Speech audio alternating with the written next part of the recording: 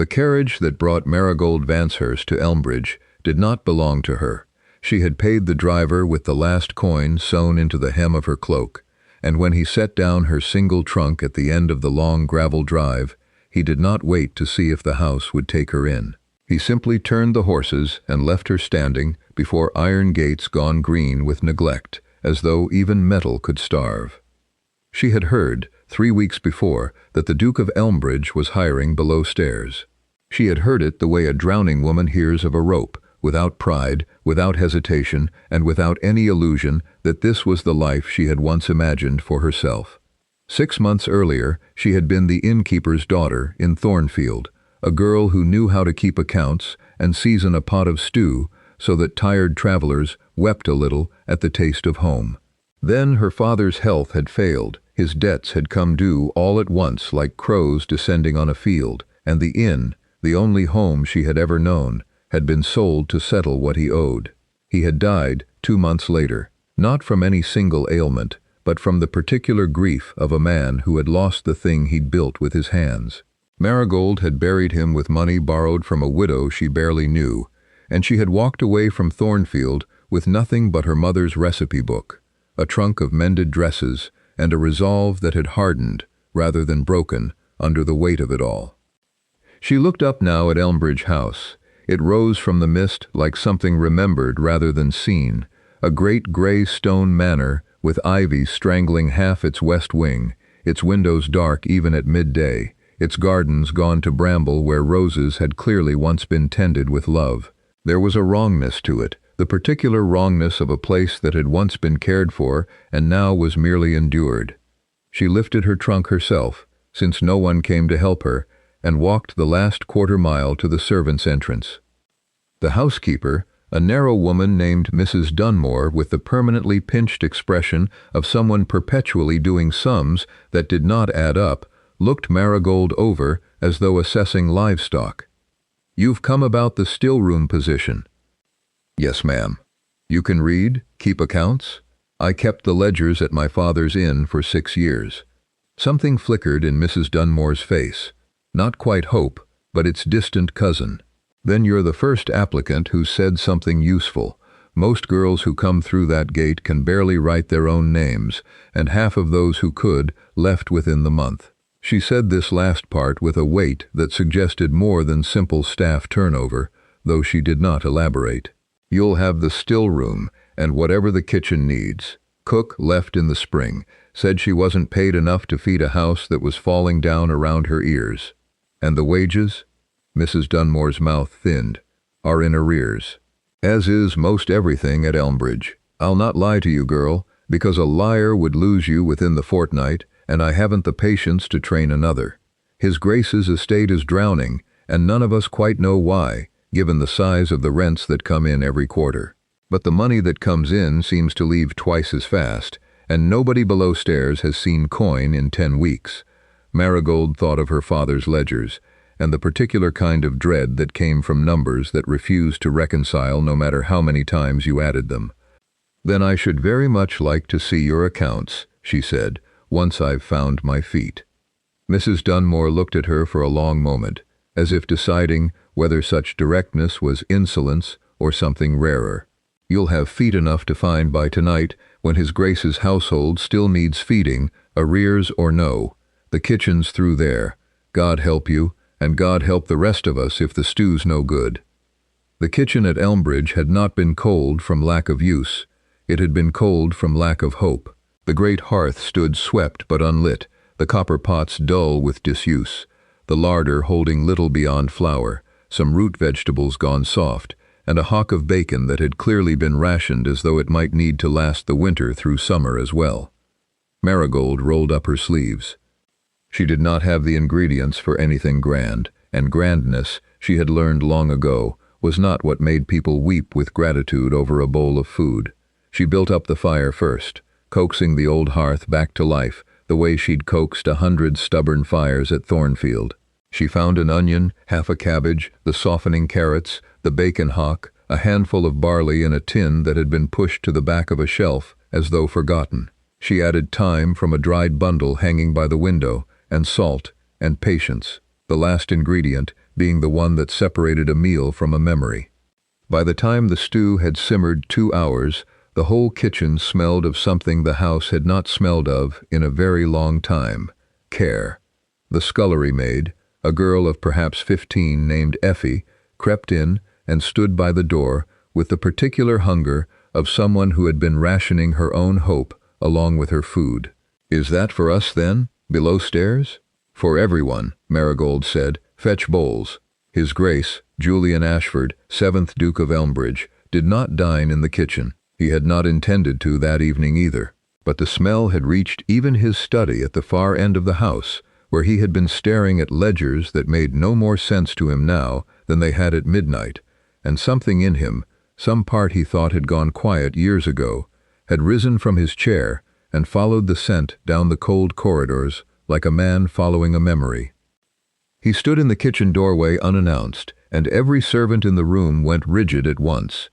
He was younger than the house made him seem, perhaps 30, but he carried himself with the deliberate stillness of a man who had trained every visible emotion out of his own face.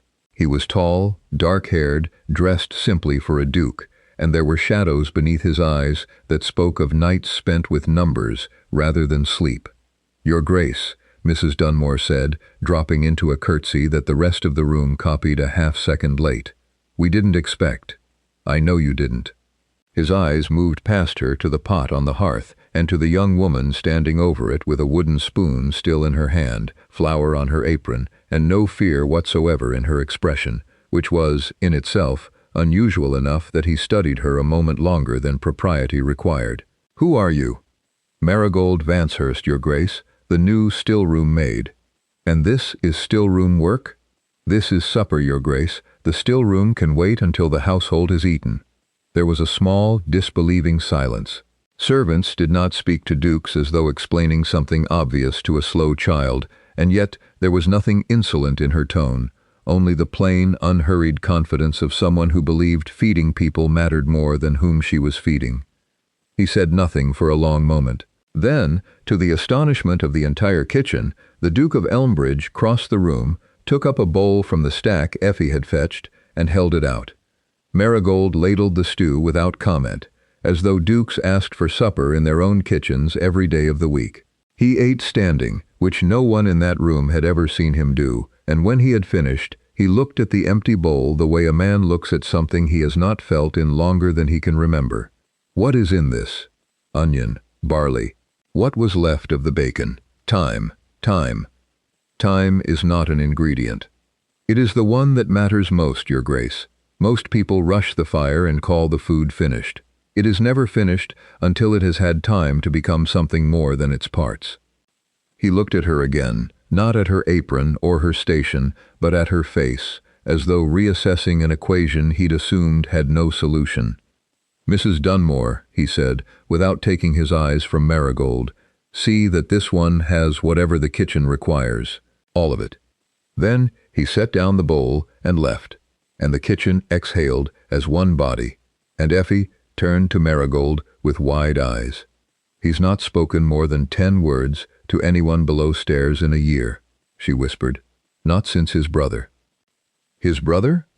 But Mrs. Dunmore's look silenced the girl before she could say more, and Marigold understood, in the way one understands weather before it arrives, that there was grief in this house older and heavier than empty larders. She did not sleep much that first night, not from the thinness of the servant's mattress, but from the arithmetic that would not leave her alone. She had grown up doing sums before she could properly write her letters, her father teaching her the shape of numbers at the same time he taught her the shape of the alphabet, because an innkeeper's daughter needed both to survive. And something about the way Mrs. Dunmore had spoken of the estate's finances, rents coming in, money vanishing, no explanation offered because none had ever been sought, sat wrong in her the way spoiled meat sits wrong in the nose before the eye has confirmed it. She told herself it was not her business. She was a still-room maid. She had been hired to preserve fruit and manage a kitchen, not to interrogate a duke's accounts. But she had watched her father's inn die from a slow bleeding of coin that nobody had traced until it was too late to stop, and she found she could not watch it happen twice and do nothing, not even in a house that was not hers, to a man she had met only once. The still room itself, when she finally had leisure to inspect it properly, told its own quiet story of neglect. Jars that should have held preserved plums and damson jam stood empty on their shelves, their labels faded to ghosts of ink. A drying rack for herbs hung bare in the corner, though the kitchen garden beyond the scullery door was thick with the volunteer growth of thyme and sage and rosemary that no one had troubled to harvest in years. Marigold spent her second week setting the room to rights, scrubbing the shelves, mending the drying rack with wire she borrowed from the stable, salvaging what fruit still clung to the estate's untended orchard before the birds could claim the last of it.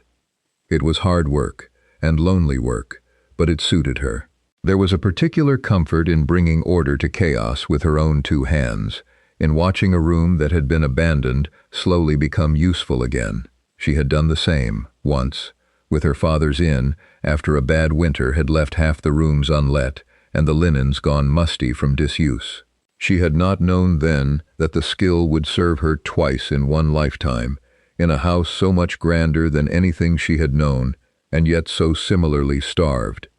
Mrs. Dunmore watched her progress with the wary approval of a woman who had learned not to trust good fortune too quickly. "You work like someone who's trying to outrun something," she observed one evening, finding Marigold still scrubbing shelves well past the hour most servants had retired.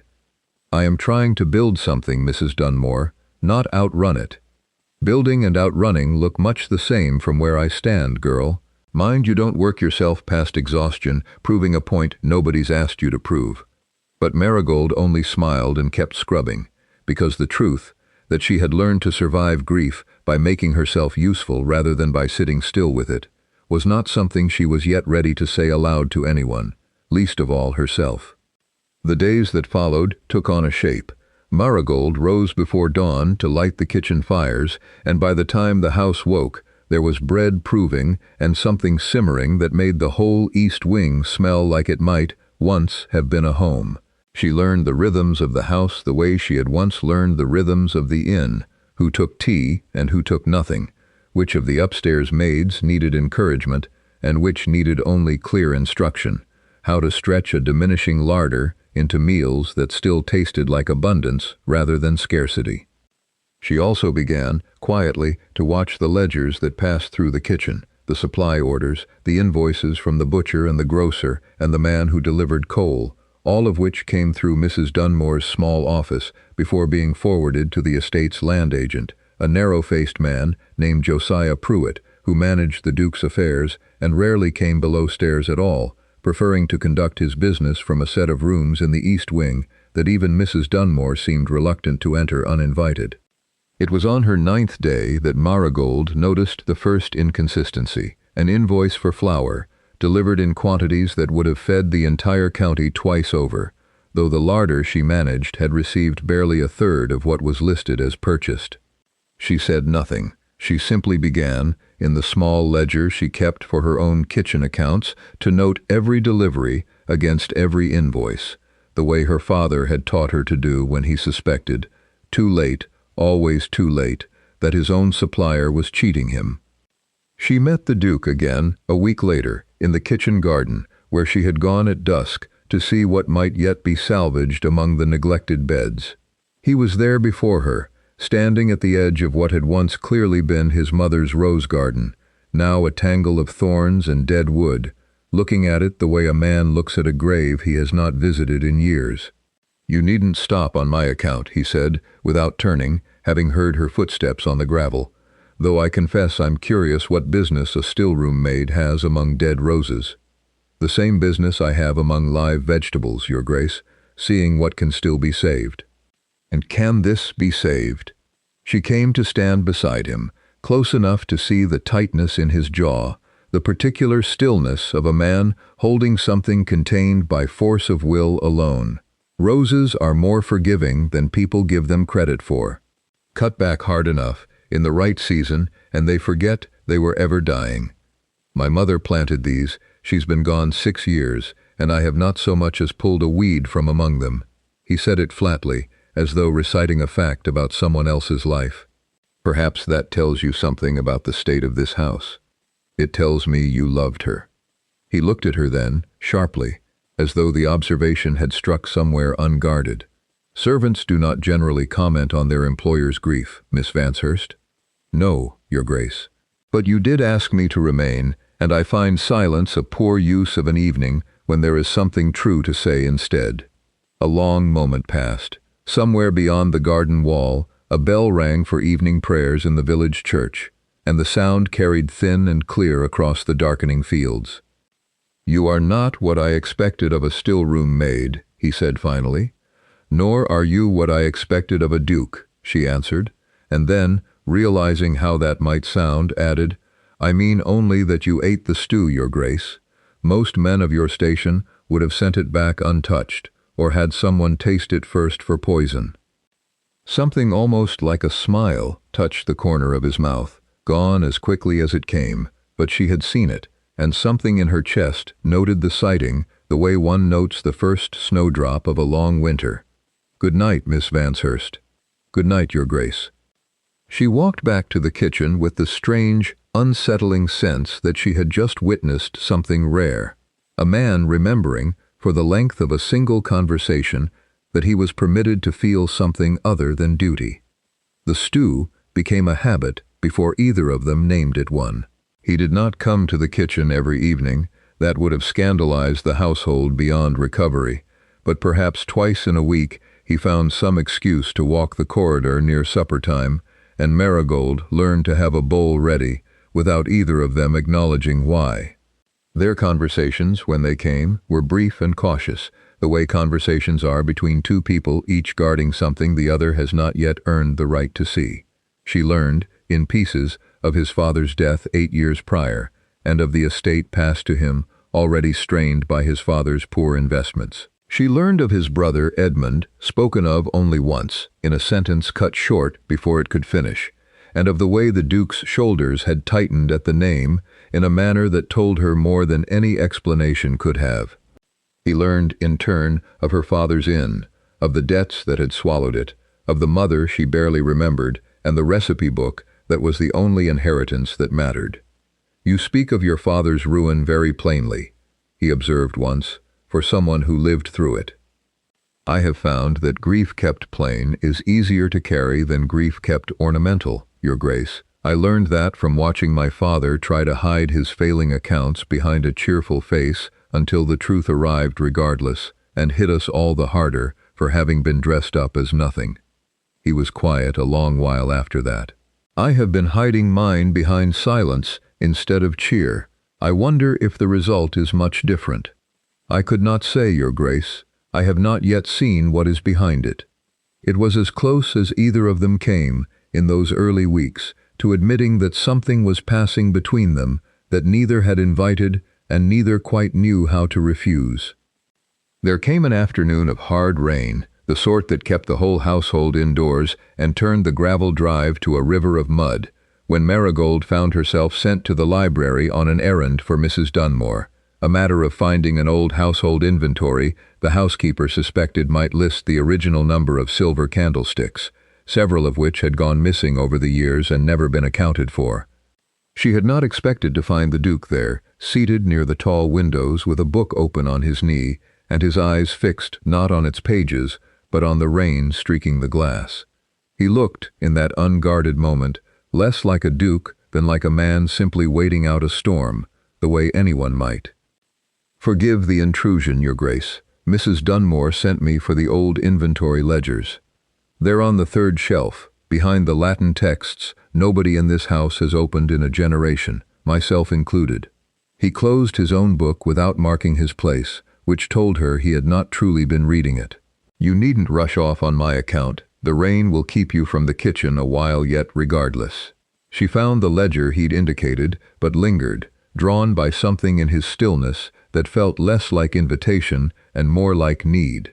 "You looked, just now, as though you were somewhere else entirely." "I was thinking of my brother," he said, surprising her with the plainness of it. Edmund loved weather like this. He used to say a house only revealed its true character in a storm, that fair weather let a place hide its faults behind sunshine, but rain found every leak, every draught, every place where care had been neglected. He looked around the library, at the damp patch spreading slowly across the ceiling in the far corner, at the threadbare curtains no one had thought to replace. He would have found a great deal of character in Elmbridge just now. How did he die, if you'll permit the question? You need not answer. A fever, the winter after our father's death, sudden and entirely without warning, the way the worst griefs generally arrive. He turned the book over in his hands, not opening it, simply holding it, the way one holds something for the comfort of its weight. I inherited the title and the debts and the grief all in the same 12-month, Miss Vanshurst, and I confess I have not managed any of the three particularly well since. You are managing the debts rather better now, she said gently, now that you've begun looking at them honestly. I have you to thank for that particular improvement. He looked up at her, and the rain-gray light through the tall windows softened something in his face that daylight usually kept carefully composed. Edmund would have liked you, I think. He had very little patience for people who dressed their feelings up in pretty words instead of simply saying what was true. Then I am sorry, I never had the chance to know him. So am I. He said it quietly, and for a moment neither of them spoke, the rain filling the silence between them with something that felt, strangely, like companionship rather than emptiness. Thank you, he added finally, for asking after him plainly, instead of tiptoeing around the subject the way most people do, as though grief were something contagious. Grief kept plain is easier to carry, Your Grace. I believe I told you that once already. You did. I find I am only now beginning to understand what you meant by it. She left him there with the rain and his brother's memory, but she carried the conversation with her back down to the kitchen, turning it over the way one turns over a stone to see what grows beneath it, and found, to her quiet astonishment, that what grew beneath it looked very much like tenderness. The trouble, when it came, arrived first as a whisper and then as a demand. Marigold's private ledger, the one in which she had, over 2 months, painstakingly recorded every delivery against every invoice that passed through her kitchen, had grown thick with discrepancies too consistent to be accidental. Flour ordered in quantities never delivered, coal billed at prices no honest merchant in the county would dare charge, wages for servants who, upon quiet inquiry to Mrs. Dunmore, had left Elmbridge's employ over a year before, but whose pay somehow continued to be drawn each quarter. All of it, without exception, passed through the hand of Josiah Pruitt before reaching the Duke's own accounts for approval. Approval given, she suspected, without any real scrutiny, because a grieving man drowning in ledgers he no longer had the heart to examine closely, was the easiest man in England to rob. She knew what she ought to do. She knew, too, what it would cost her if she was wrong, or if she was right and could not prove it, or if she was right and could prove it, and the proving of it earned her nothing but dismissal for a servant's presumption in questioning her betters. Her father had taught her arithmetic, but life had taught her the arithmetic of power, that being correct was rarely enough to protect a woman with no name and no money from a man who had both. She gathered her evidence anyway, in the quiet hours before dawn, comparing figures by candlelight until her eyes ached, because she had watched one home die from this exact rot, and could not, in conscience, watch it happen to a second while holding the proof in her own 2 hands. It was Effie who brought the first sign of danger. "Mr. Pruitt's been asking after you," the girl said one morning, pale with the particular fear of servants who sense a storm before it breaks. "Asking Mrs. Dunmore what business a still-room maid has poking through the delivery books. Someone's told him you've been keeping your own accounts." Marigold's hands stilled over the bread she was kneading. "Who would have told him?" "I don't know. But he's not a man who forgives being questioned, Marigold. Sarah, who worked the linens before me, she asked one too many questions about her own wages going unpaid, and within the week she was let go for thieving a silver spoon she never touched. Nobody believed her innocent. Nobody dared to." The warning settled into Marigold like cold water. She thought of her father, who had trusted too long and too well, and of the debts that had buried him before he understood the shape of the trap he stood in. She would not make his mistake. But neither, she resolved, watching the fire catch and hold in the hearth she had nursed back to life with her own hands, would she abandon a house that had begun, despite every instinct telling her not to hope for it, to feel something dangerously close to home. She went to the Duke directly, 2 nights later, because waiting had already cost her father everything, and she would not let it cost this house the same. She found him in his study, the same room where she imagined he had spent 100 sleepless nights over figures that refused to make sense, and she laid her small ledger on the desk before him without preamble. "Your Grace, I must show you something, and I fear you will not thank me for it." He looked up, surprised at the intrusion, and more surprised still at the gravity in her face. "Miss Vanshurst, please, before you send me away for presumption, look at these figures first." She opened the ledger to the pages she had marked. "Flour invoiced for quantities never delivered to my own larder. Coal billed above every honest rate in the county. Wages drawn for servants who left your employ over a year past. Every one of these passes through Mr. Pruitt's hand before reaching yours, Your Grace, and I do not believe, given the pattern of it, that the discrepancy is accident." He stared at the columns for a long moment, and she watched something shift behind his eyes. Not disbelief exactly, but the particular horror of a man realizing he has been robbed not once but continuously, by someone he had trusted precisely because he had stopped looking closely enough to be robbed by anyone else. "You are certain of these figures?" "As certain as arithmetic allows, Your Grace. I would not have brought them to you otherwise." He was quiet so long that she began to fear she had misjudged him entirely, that he would, after all, choose the comfort of not knowing over the difficulty of confronting what she had shown him. Then he closed the ledger gently, as though it were something fragile, and looked at her with an expression she had not seen from him before, something raw and grateful and afraid all at once. 8 years, he said quietly, I have been so buried in my own grief that I let a man rob this estate blind, and it took a still-room maid 3 months to see what I could not see in 8 years of looking directly at the same books. You were not looking for theft, Your Grace. You were looking for a way to bear your grief. Those are different kinds of attention. That is a generous reading of my failure. It is an honest one. I do not deal in flattery, Your Grace, only in what is true. He looked at her a long moment more, and something passed between them that neither one named, though both, perhaps, felt it settle, a recognition, quiet and complete, that they had each found in the other a kind of honesty the rest of the world had long since stopped offering them. Then help me prove it, he said, properly, so that when I confront him, there is no question left for him to twist.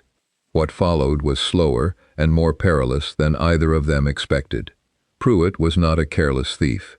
He had covered 8 years of theft with the patience of a man who understood that the surest way to rob a grieving duke was never to be greedy enough to be noticed. Marigold spent her evenings, after the kitchen work was done, cross-referencing every ledger she could obtain against the tenant rent rolls, while the Duke, with a diligence that surprised even Mrs. Dunmore, began riding out to his own tenant farms for the first time in years, asking questions he had once left entirely to his land agent. What they found, together, was worse than either had feared. Pruitt had not only skimmed the household accounts, he had been quietly raising rents on the estate's tenant farmers beyond what the Duke had ever authorized, pocketing the difference, and threatening any tenant who complained with eviction, a threat made credible by his position as the Duke's trusted agent and the Duke's own visible withdrawal from estate affairs. Old Hallett lost his lease last spring, one farmer told them quietly. For falling behind on rent he swore he'd paid in full. Mr. Pruitt said the books showed otherwise, and who was Hallett to argue with a Duke's own agent? Marigold saw the way this landed on the Duke, not as abstract theft now, but as a family turned out of their home because he had been too absent in his own grief to notice the man he'd left in charge of it. There were other farms besides Hallett's and other stories, each one adding its own small weight to the debt the Duke had not known he owed. The widow Marsh, whose husband had died clearing the Duke's own drainage ditches and who had been quietly denied the small pension the estate traditionally granted such widows. The Coopers, a family of 5 who had gone half the winter on short rations after Pruitt inflated their rent without warning and left them nothing to spare for coal. None of them had complained above a murmur, because complaint, in a household run by a man who never looked closely, had only ever brought eviction rather than remedy. Marigold rode out with the Duke on several of these visits, at his own request. "You have a way of asking questions that does not frighten people into silence," he told her, and she did not correct him, though she suspected the truth was simpler, that tenants trusted a woman who had herself known what it was to lose a home to debts not entirely her own making. She watched him listen to each story with a growing, quiet horror that she recognized from her own history, the particular grief of discovering, too late, precisely how much one's inattention had cost people who had no power to demand better. He began, without her prompting, to make notes of his own, sums to be repaid, leases to be corrected, a pension for the widow Marsh reinstated with 2 years' arrears added besides. It was slow, unglamorous work, farm by farm and family by family, but Marigold recognized in it the same faithful, unglamorous rebuilding she had brought to his kitchen and his ledgers, and she found herself, watching him do it, falling a little further than she had yet allowed herself to admit. "I did this," he said quietly, as they rode back toward the house in the fading light. "Not Pruitt alone. I let it happen by refusing to look." "You are looking now," Marigold said. "That is the part that matters, Your Grace. Grief does not excuse a man from responsibility forever, but it need not be the end of him either, provided he chooses, eventually, to come back." He looked at her then with something that was no longer merely gratitude. "I begin to think, Miss Vanshurst, that you are the reason I have begun coming back at all." It was on the ride back from the Cooper farm, some days later, that the danger of the roads made itself known in a way neither of them anticipated.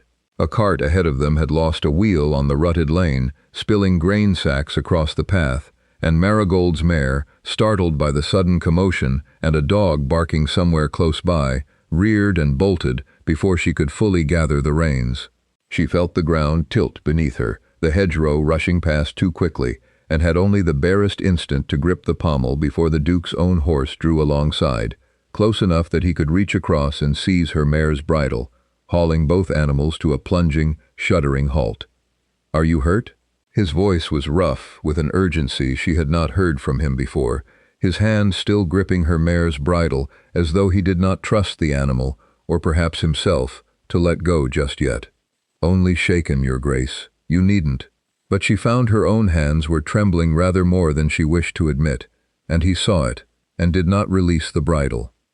"I very nearly did not reach you in time," he said, quieter now, and there was something in his face she had not seen before. Not the composed authority of a duke managing an estate, but the plain, unguarded fear of a man who had, for one unbearable moment, imagined losing something he had not yet admitted, even to himself, that he could not do without. "I find the thought considerably more frightening than any ledger Pruitt ever falsified. You cannot guard against every startled horse, Your Grace." "No," he agreed, "but I find I would very much like to try, where you are concerned." He helped her down from the trembling mare himself, his hands steady now, though his voice had not entirely recovered its composure, and they walked the rest of the way back to Elmbridge, leading both horses by hand, saying little, though the silence between them had changed its character entirely. No longer the cautious silence of two people guarding themselves, but something warmer, and considerably more dangerous to both their peace of mind. She did not answer that. She could not, without saying more than either of them was yet permitted to say, and so she looked instead toward the house rising dark and hopeful against the dusk, and let the silence hold what words could not. Pruitt, of course, did not surrender quietly. He had eyes below stairs, every powerful man does, and word reached him soon enough that the Duke had been asking questions among the tenants, that ledgers were being compared, that a still-room maid's private accounts had somehow found their way to his Grace's own desk. He moved to protect himself the only way a cornered man of his sort knew how, by attacking the source before the source could finish its work. It happened on a morning Marigold would remember for the rest of her life: a silver spoon, one of a set belonging to the Duke's late mother, discovered wrapped in a cloth at the bottom of Marigold's trunk, discovered by Mrs. Dunmore during a search Pruitt himself had insisted upon, citing concerns that had reached him about a servant's honesty. "I did not take it," Marigold said, and heard, with a cold clarity, how every accused servant before her had surely said the same words and been believed by no one. "The spoon was found in your trunk, girl," Pruitt said, his narrow face arranged into an expression of regretful duty that fooled no one who looked closely enough, though whether anyone in the room dared look that closely was another matter. "I am sorry for it, truly, but theft from His Grace's household cannot go unanswered, whatever sympathy the kitchen may have developed for you."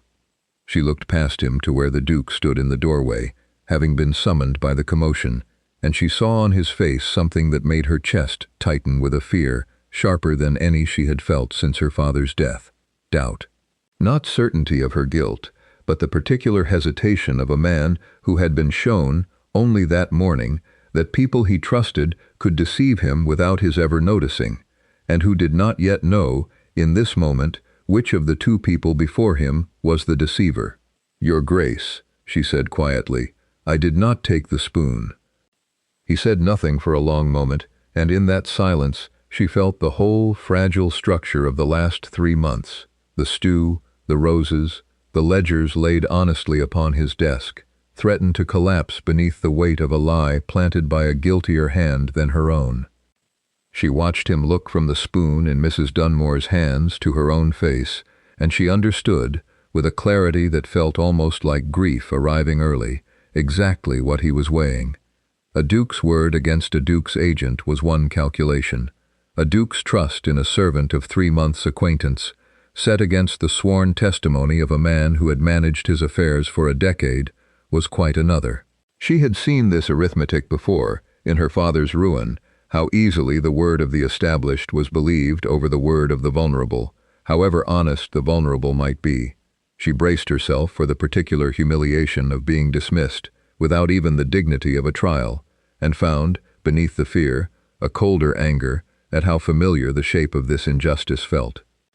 "Pruitt," the Duke said finally, and his voice had gone very quiet, very still, the voice, Marigold realized, of a man forcing himself to think clearly rather than simply feel. "You proposed this search yourself, this very morning, before any accusation had been made against Miss Vanshurst specifically." "A precaution only, Your Grace, given the whispers below stairs about her private ledgers. Whispers you yourself seem remarkably well acquainted with, for a man who rarely troubles himself with servants' gossip." The Duke's eyes had not left Pruitt's face, and something in his stillness had turned, in the space of a few words, from grief-numbed uncertainty into the sharp, deliberate attention of a man finally seeing clearly. Marigold watched it happen and felt something in her own chest loosen, just slightly, though the danger had not yet passed. "Search Mr. Pruitt's own rooms," she said finally, when no one else spoke. "If I am a thief, Your Grace, let the evidence stand beside evidence. I have shown you my ledgers freely, kept nothing hidden, hoped only that the truth would bear itself out.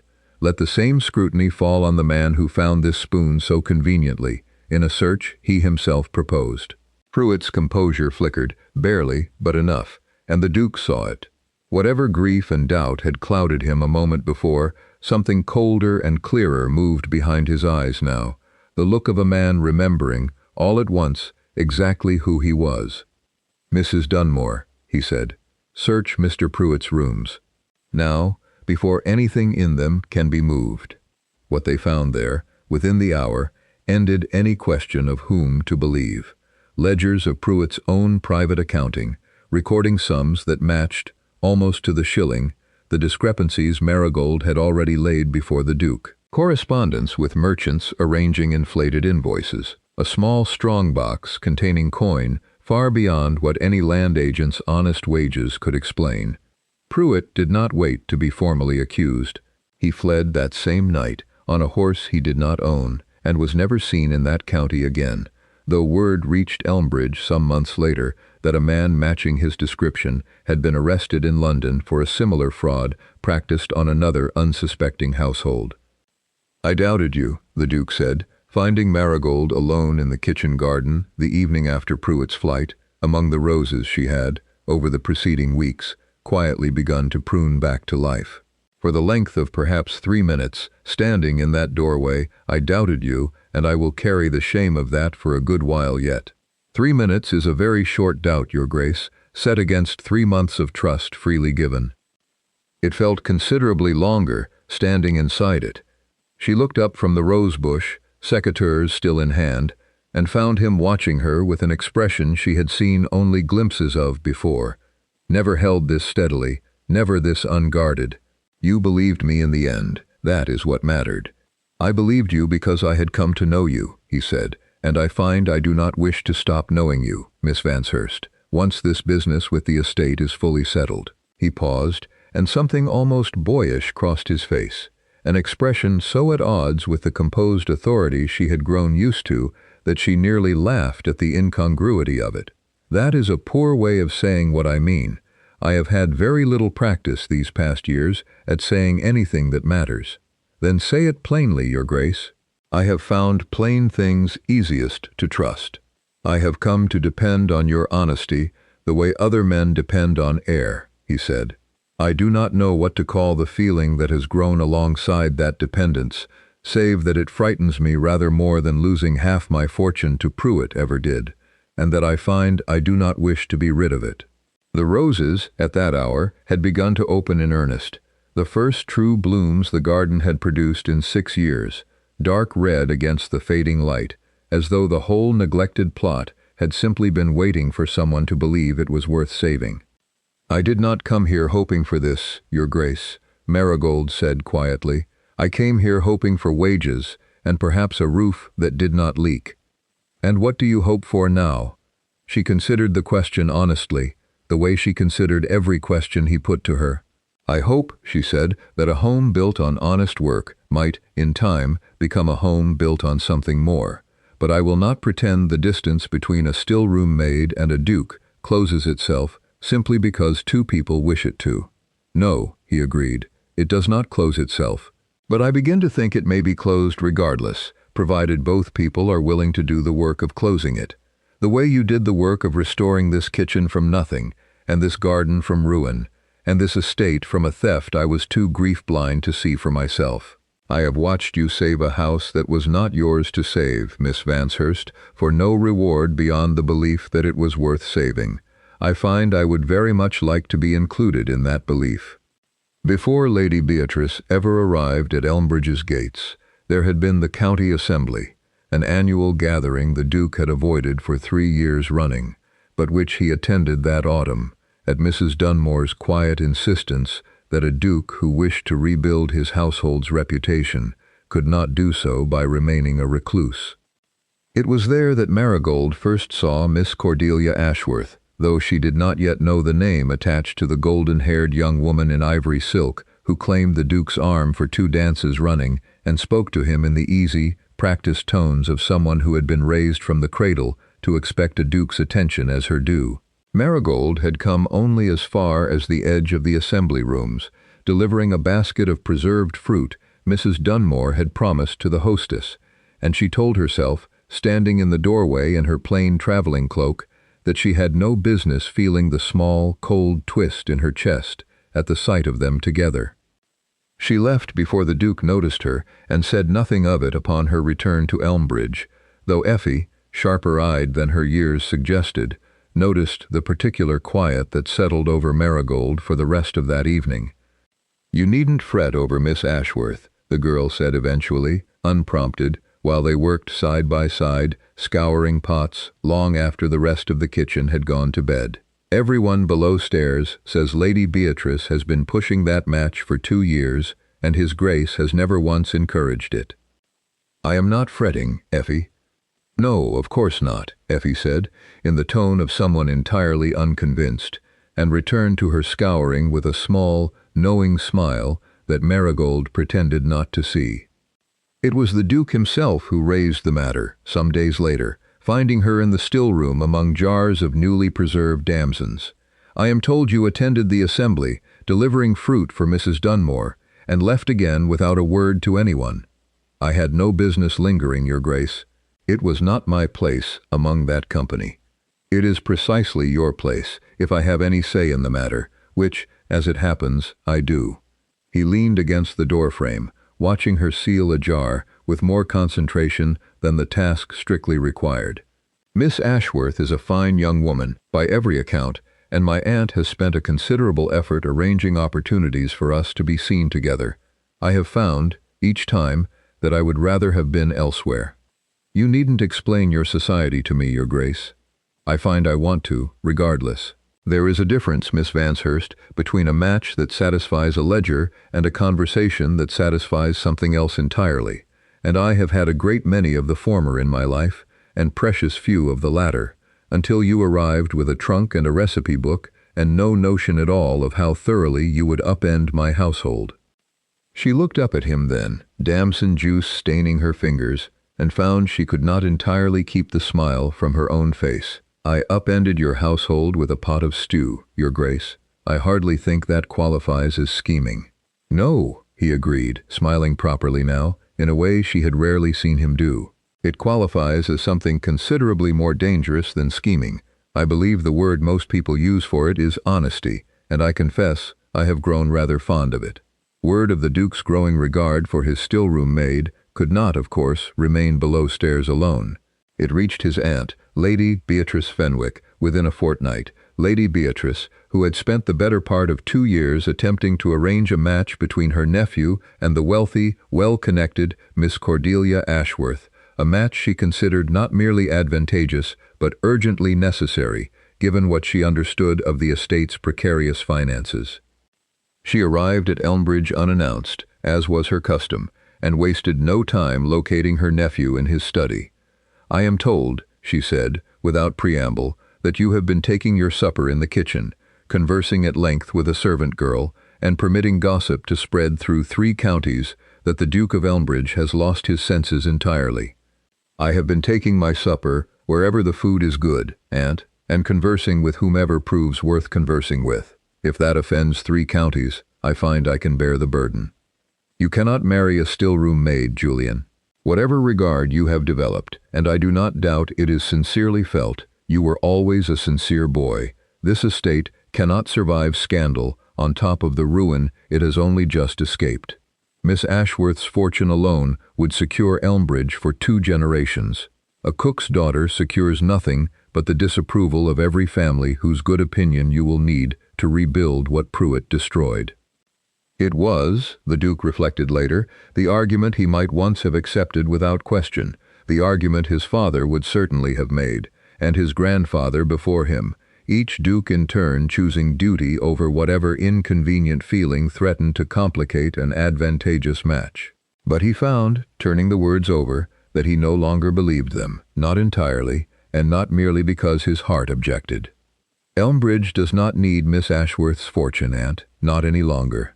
The estate's true accounts, once Pruitt's theft is subtracted from the ledger, show a house perfectly capable of sustaining itself on honest management alone, a fact I would not know had Miss Vanshurst not shown me how to see it.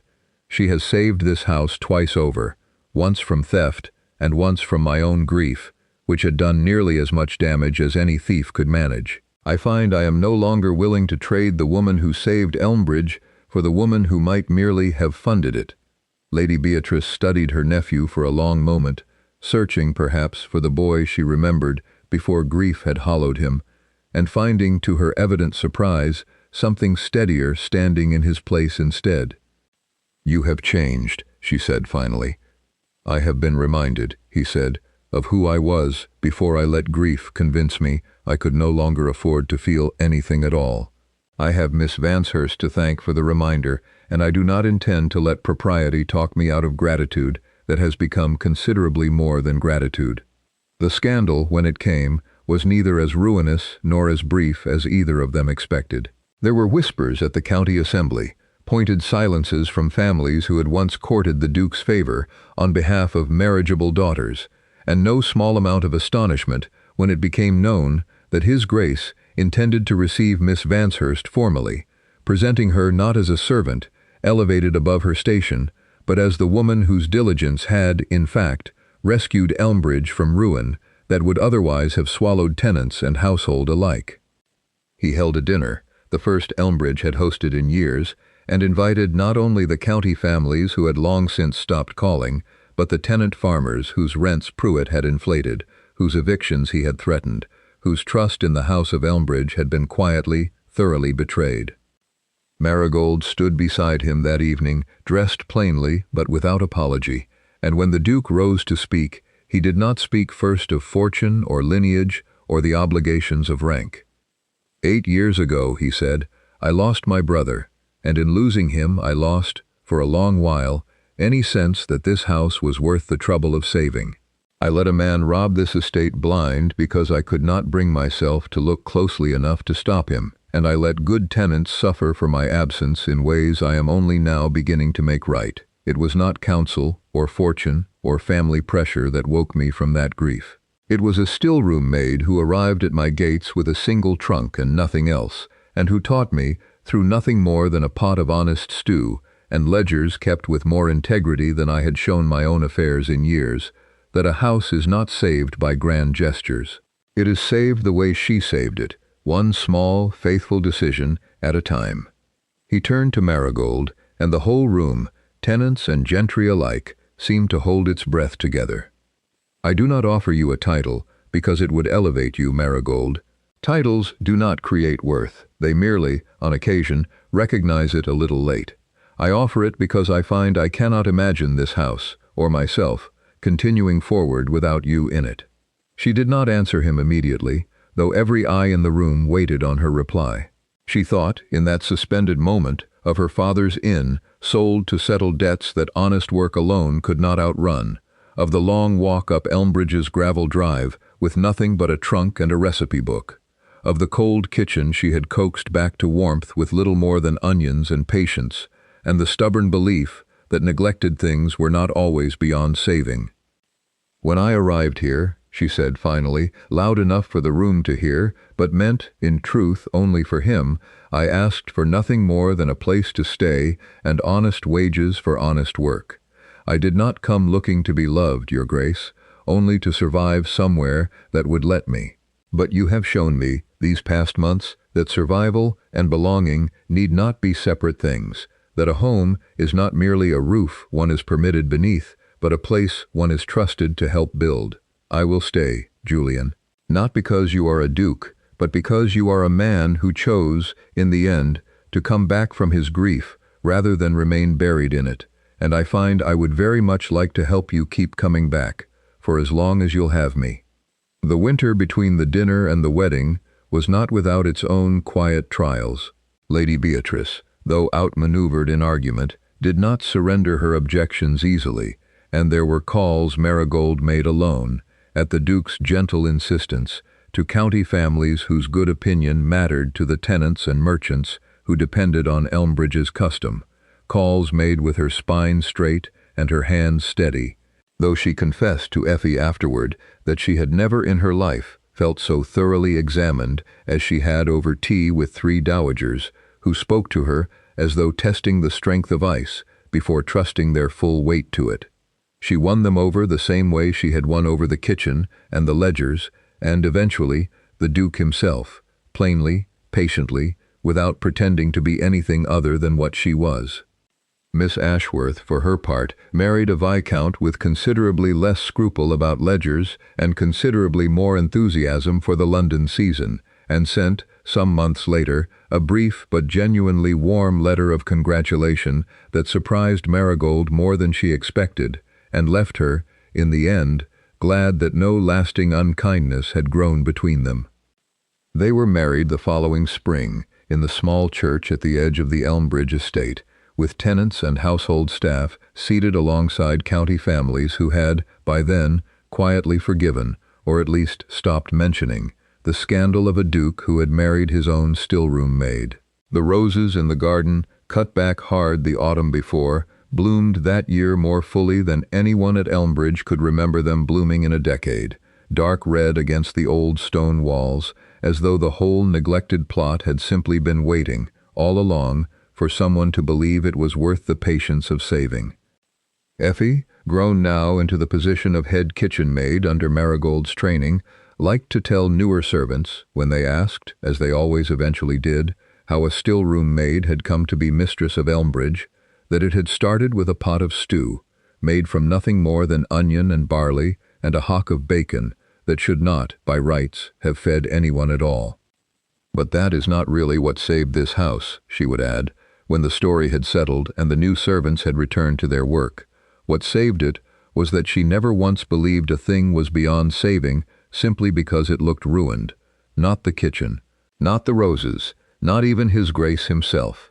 And in the study, where a duke had once sat buried in ledgers that made no sense to him, and a grief he could not name, there hung now, where his father's stern portrait had once looked coldly down upon the room, a small, unassuming painting of the kitchen garden in full bloom, roses climbing the old stone wall, painted at Marigold's own request, so that neither of them, in all the years that followed, would ever forget how close to ruin a home could come, and how faithfully, given time and honest care, it could be brought all the way back.